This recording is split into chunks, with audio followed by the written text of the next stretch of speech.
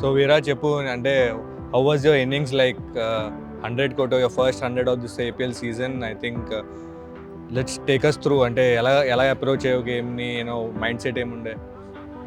Simple thing ఏంటంటే నన్ను captain and coach plan తగ్గట్టు వెళ్ళిపోయాను అంతే. అంటే what is my approach, real approach ఏదైతే ఉందో అది ఎగ్జిక్యూట్ చేసే ట్రై చేశాను అండ్ ఈరోజు అది సక్సెస్ అయింది. బ్యూటిఫుల్ షాట్స్ కొట్టావు, తో ఆల్ ఓవర్ ద పార్క్, సిక్స్లు కానీ అది ఒకసారి సెట్ అయిన తర్వాత there was no stopping. I hope you continue the same form. ఆ పార్ట్నర్షిప్ కూడా మనకి చాలా క్రూషియల్ అయింది ఈరోజు. ఏమంటావు? అండ్ మీరు ఏ మైండ్ సెట్తో వచ్చారన్న ఈరోజు? ఎందుకంటే లాస్ట్ మ్యాచ్ కూడా 50 కొట్టారు, ఈవెన్ అంత టఫ్ మ్యాచ్ మనం ఓడిపోయినా కూడా అంటే ఎంతో స్ట్రాంగ్ మైండ్ సెట్తో ఈరోజు మీరు వచ్చారు లోపలికి.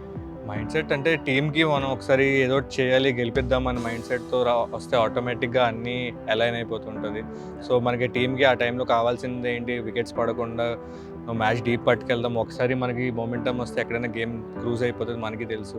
సో అదే జరిగింది ఈరోజు కూడా. మన టీమ్ అట్మాస్ఫియర్ అంత కామ్గా ఉంది, అంటే కామన్ స్టేబుల్గా.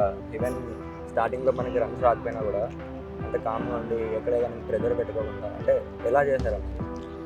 ఇది ఆబ్వియస్లీ మనకి గేమ్ ప్లాన్ తెలుసు, వికెట్ కూడా బెటర్ అవుతుంది. At the same time pressure గేమ్స్లో కామ్ ఉండడమే ఇంపార్టెంట్, ఎందుకంటే ఆపోజిషన్ కూడా ప్రెషర్లో ఉంటారు. ఎవరు ఎక్కువ కంపోజర్ మెయింటైన్ చేస్తే so they will have the last laugh. And dressing రూమ్లో కూడా మనకి ఫస్ట్ 2 games విన్స్ రాకపోయినా but still keeping the positive approach ఉంచుకొని అందరూ టీమ్ అట్మాస్ఫియర్ బాగా చేస్తారు, అందరిని నమ్మి ఇప్పుడు ఒక మొమెంటం కావాలి, ఆ విన్ ఈరోజు వచ్చింది. I think will cruise from here. And also thanks to our owners also. I think they have really supported us really well. అసలు ఏందన్నా అసలు చాలా న్యాచురల్గా వచ్చింది రా కీపింగ్, ఫ్లోలో వచ్చింది. అండ్ వర్క్ చేశాను ఆబ్వియస్గా. And lot more to come రా, చూస్తుంటావు కొత్తవన్నీ.